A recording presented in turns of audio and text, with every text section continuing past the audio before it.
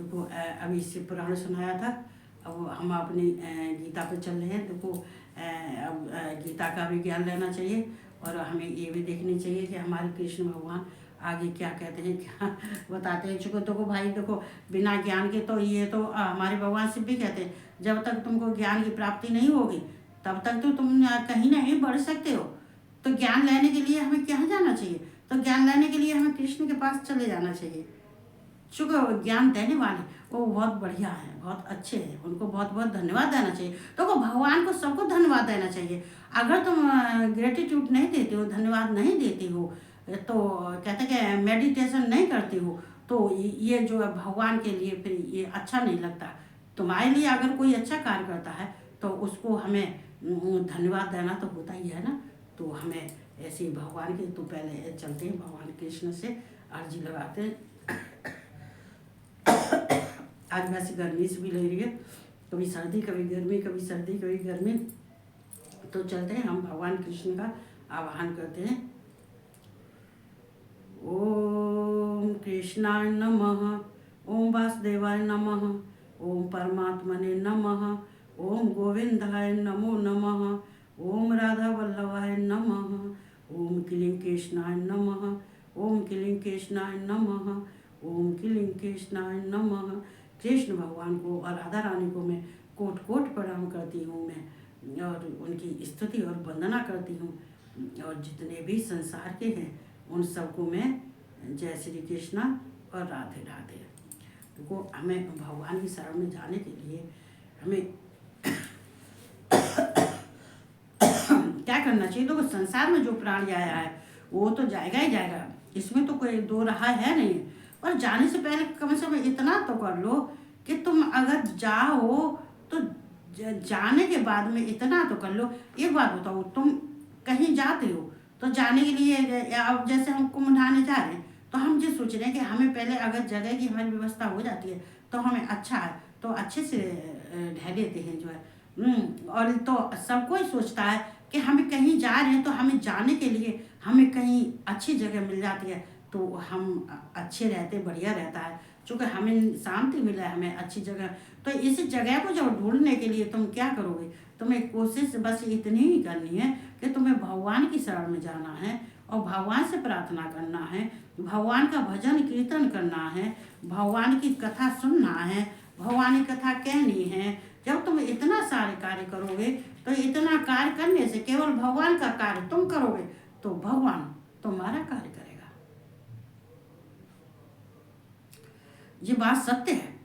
तुम भगवान के लिए करोगे, भगवान तुम्हारे लिए करेगा।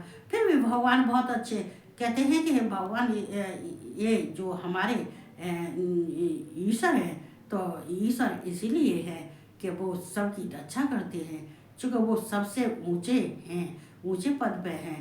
वो पूरे कहते हैं वे सारे लोगों के स्वामी हैं। तो जो लोगों को स्वामी होते हैं तो उन्हें तो बच्चों की चिंता रहती है, लेकिन बच्चे चिंता नहीं करते हैं, बेफिक्र हो जाते हैं, वो नहीं सोचते हैं। तो इसलिए तभी तो भगवान कृष्ण ज्ञान देने के लिए गीता में उन्होंने आया। ये उनकी अमृत वाणी है, ये उनकी दिव्य वाणी है। तभी तो सब भगवान को नीचे आना पड़ता है। लेकिन अब लोग आगे तो नहीं मानते, समझते नहीं, तो फिर क्या करा जाए बताओ? समझना चाहिए। मुझे भी तो बताओ, मैं कहाँ थी आज? मैंने नहीं किताब भी नहीं देख पाई।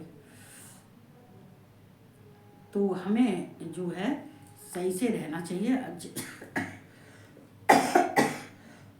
आज मैं चली गई तो जाने के बाद में मुझे टाइम बहुत लग गया, बेटी को देखना भी था, उसकी तबीयत बहुत खराब थी। तो देखो हम हैं, ये 18वां अध्याय चल रहा है, ये 13वां श्लोक है।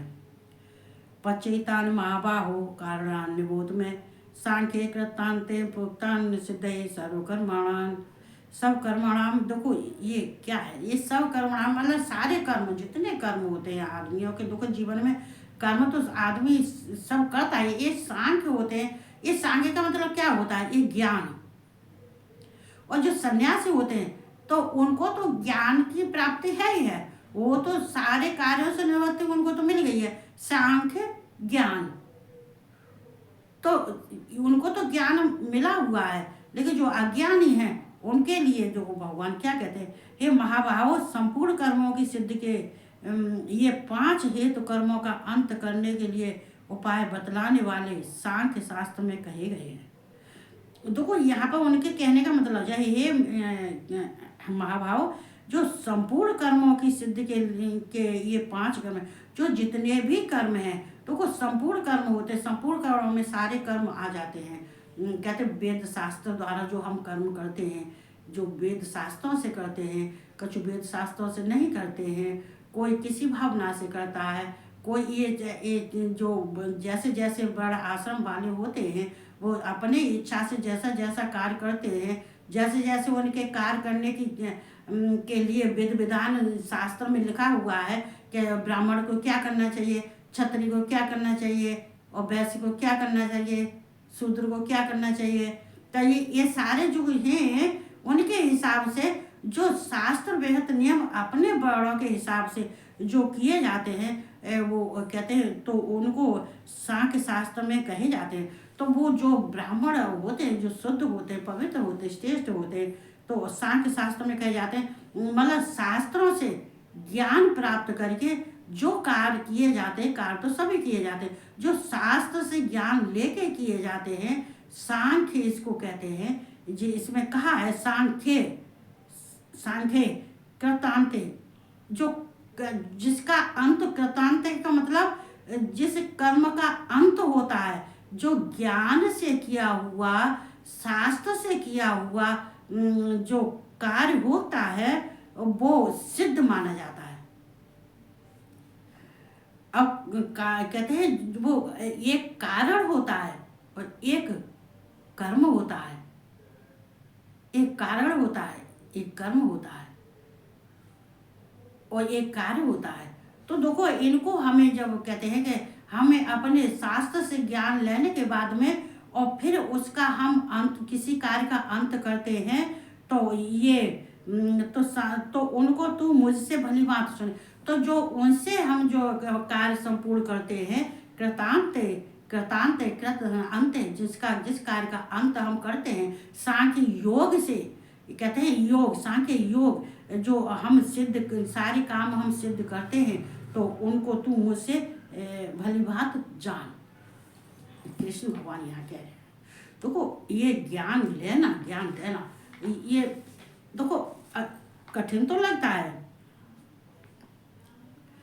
लेकिन देखो कठिन लगने के बाद में फिर इसका जो है हमें ध्यान रहना चाहिए। हमें देखो, हमें हर एक बात का, कोई कार्य हम कर रहे हैं, लेकिन हमें कार्य को करते समय पे ये ध्यान रखना चाहिए कि ये कार्य हमारा कहीं कहते हैं ये गलत तो नहीं हो रहा, नेगेटिव में तो नहीं जा रहा है। चूंकि जो ज्ञान से काम किया जाता है और जो अज्ञान से किया जाता है, अज्ञान में है कि किया जाता है, तो वो कार्य कभी सफल नहीं होता है। जैसे कोई अधिष्ठान, अधिष्ठानम तथा कर्ता करण च पृथ्वीवदम विविधाश्च पृथक इष्टा देवम च वात्र पंचमम। देखो यहाँ अधिष्ठान, ये देखो भगवान ने कहा है पृथक चेष्टा, देखो जिसकी चेष्टा जैसी होती है।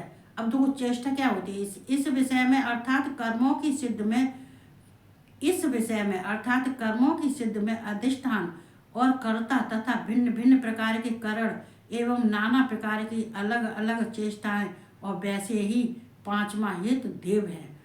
देखो यहाँ पे कहा जाता है,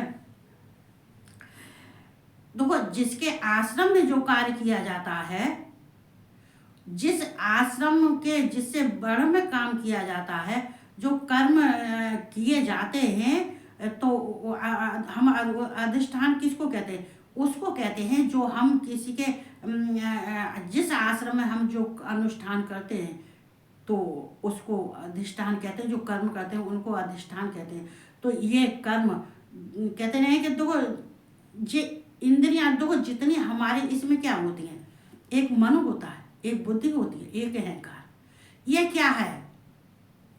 ये अंदर की है, ये हमारे अंदर के कर्म हैं, ये अंदर के। और जो बाहर हैं, ये जो 5 ज्ञानेंद्रियां हैं, 5 कर्मेंद्रियां हैं, और बहुत से कर्म हैं, देखो इसमें कहा है विविधाश्च, बहुत से जो कर्म हैं, जो और बहुत सारे कर्म हैं वो सब बाहर के हैं।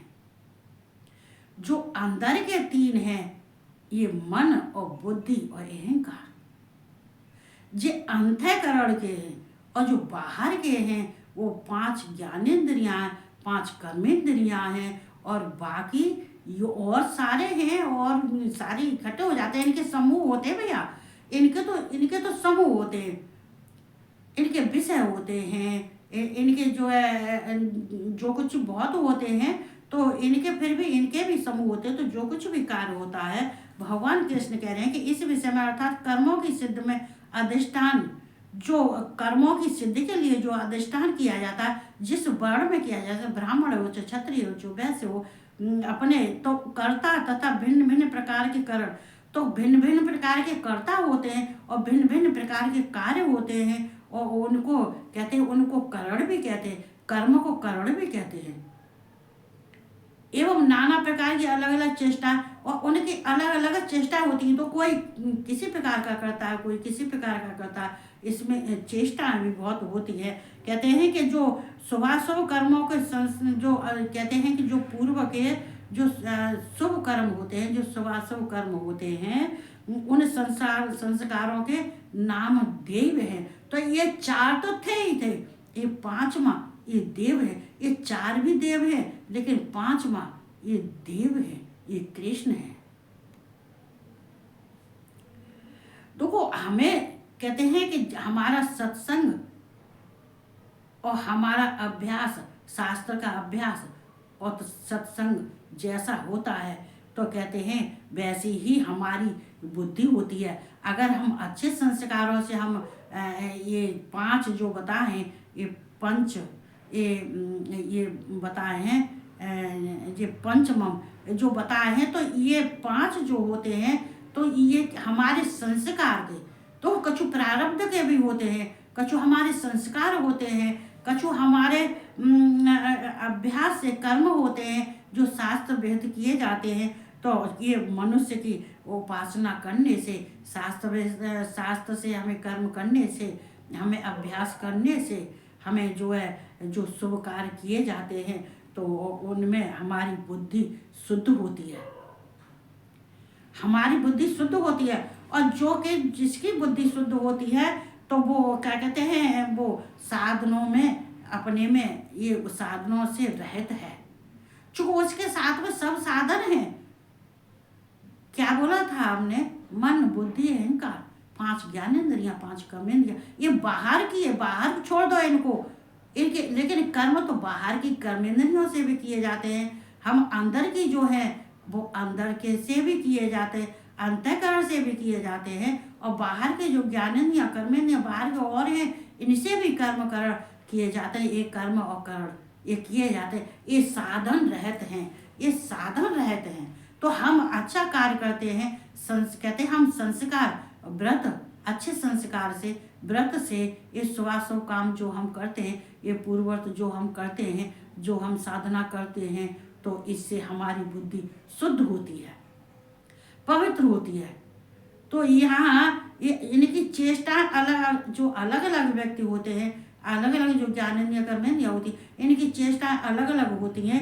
वैसे ही 5वां हेतु देव है, तो ऐसे ही जो 4 हैं वो तो प्रारब्ध के हैं, या संस्कार के, या प्रारब्ध के, लेकिन जो 5 में वो तो साक्षात देव है, कृष्ण है। ये समझना चाहिए, ये कृष्ण है। तो हमें यहाँ पे ये बताया है, चूंकि कर्मों की सिद्ध में अनुष्ठान जो कर्ता तथा जो भिन्न भिन्न प्रकार के होते हैं, भिन्न भिन्न करण, भिन्न भिन्न प्रकार के करण भी होते हैं, अपनी अपने मन और चेष्टाएं अलग अलग होती हैं, जो किसका मन कैसा है, किसका मन कैसा है, कैसे चारों वर्णों के कार्य अलग अलग हैं। चारों वर्णों के जितने मनुष्य हैं, ब्राह्मण क्षत्रिय वैश्य हैं, जितने हैं, उनके भी सब अपने अपने धर्म के अनुसार कार्य करना चाहिए। तो यहाँ भगवान कृष्ण अर्जुन को समझाते हैं, तो कहते हैं कि देखो हमें ज्ञान लेना ज्ञान देना। ये भगवान कृष्ण कहते हैं अर्जुन अगर तुझसे कुछ नहीं आता है तू मुझसे पूछ है। अगर तुझसे कोई ज्ञान नहीं आता है अच्छे अच्छे व्यक्तियों के पास बैठ, गुरु के पास बैठ, सन्यासियों के पास बैठ, सिद्ध पुरुषों के पास में बैठ, अच्छे ब्राह्मण बुद्धिमान के जो कर्मकांडी हैं उनके पास बैठ। क्योंकि इन सब के पास में बैठने से तेरी बुद्धि जो भ्रमित होती है वो भ्रमित नहीं होगी, तेरी बुद्धि शुद्ध पवित्र हो जाएगी। क्योंकि जैसे संस्कार में तुम्हारे बनते हैं वो अच्छों से बनते हैं, खराब से नहीं बनते। कछु संस्कार प्रारब्ध के होते हैं, कछु वर्तमान के भी होते हैं। तो हमें ऐसा समझना चाहिए, तो हमें ज्ञान लेना चाहिए, ज्ञान प्राप्त करना चाहिए। तो ये सब कहते हुए और ये संस्कृत का श्लोक कहते हैं, हम संस्कृत का श्लोक जो बोलते हैं और जो हम समझते हैं, पढ़ते हैं, जो कृष्ण की वाणी को हम सुनते हैं, कृष्ण की वाणी का हम वर्णन करते हैं और तत्व से हम जानते हैं। यहाँ सीधी सी बात है, कृष्ण भगवान कह रहे हैं जो मुझे तत्व से जानता है और जो कार्य करता है, जो कर्म करता है, ये बाहर की इंद्रियों से करता है कि अंदर की इंद्रियों से करता है, ये बाहर की और भीतर की जो है ये शुद्धता पवित्रता करने के लिए ये शास्त्र रहता करना चाहिए। तो हमें इसलिए तो कहते हैं। तो बस इतना ही में बोलते हुए और अपना अपना सब ध्यान रखो। भगवान कृष्ण से ज्ञान, हम तो कहते हैं अगर 10 शब्दों में एक शब्द भी हमारे दिमाग में आ जाता है, हमारी भेजा में आ जाता है, तो हो सकता है कि हमारा भी जो है कहते हैं कि जीवन सफल हो जाए। जीवन सफल होने के लिए भगवान कृष्ण कहते हैं एक श्लोक नहीं आधा ही श्लोक पढ़ो। अगर आधा भी श्लोक कोई पढ़ता है तो उसका कल्याण हो जाता है। और सबसे पहले किसका होता है? देखो फायदा तो सभी है, किसका होता है? संस्कृत बोलने से, गीता पढ़ने से, गीता का संस्कृत बोलने से, श्लोक बोलने से, गीता का आधा ही श्लोक बोलने से सबसे पहले हमारे पितर तरते हैं। सबसे पहले कौन तरता है? पितर। पहले भगवान उनको तारते हैं जिनसे कि तुम्हें, चूंकि जब हमारे पितर सुखी नहीं होते हैं, पितर नहीं तरते हैं, तो हमें अनेकों दुख मिलते हैं। मालूम पड़े बेटा बेटी की शादी नहीं हो रही, शादी होगी तो उनकी शादी टूट गई, मालूम पड़े के घर में मुकदमे लग गए, मालूम पड़े के घर की रोटी पानी भी खत्म हो गई, मालूम पड़े के सबके दिमाग खराब हो गए, मालूम पड़े के घर में लड़ाई दंगा होने लगा। मालूम सारे सब किससे आता है? भगवान नहीं कहते, पितर करते हैं। सारे कौन कहते हैं? भगवान नहीं कहते हैं। भगवान किसी का बुरा नहीं करते, अपने बच्चे का कौन बुरा करेगा? ये कौन करते हैं? ये पितर करते हैं, कोई नहीं करता। ये सब कार्य पितर करते हैं। तो हमें पितरों की तृप्ति के लिए, पितरों का उद्धार करने के लिए, जो पितर हमारे अधोगति में, मैंने सुना तो दिया, ये सब आया है, ये तो गीता में सब आया, पीछे सब सुना दिया तो सब चला गया। लेकिन हाँ, ये पितर जो अधोगति में पड़े हुए, ये गीता का एक श्लोक पढ़ने से हमारे पितर, सबसे पहले हमारे पितर उद्धार होते, अधोगति से निकल जाते हैं, भोग और मोक्ष मिलता है। और भोग मोक्ष नहीं भी मिलेगा तो जगह अच्छी मिलेगी जहां उनके लिए कोई कष्ट ना हो। तो हमें ये कार्य करना बहुत जरूरी होता है और करना चाहिए। तो ये कहते हुए सबको जय श्री कृष्ण और राधे राधे, और सबके लिए शुभ रात्रि और गुड नाइट।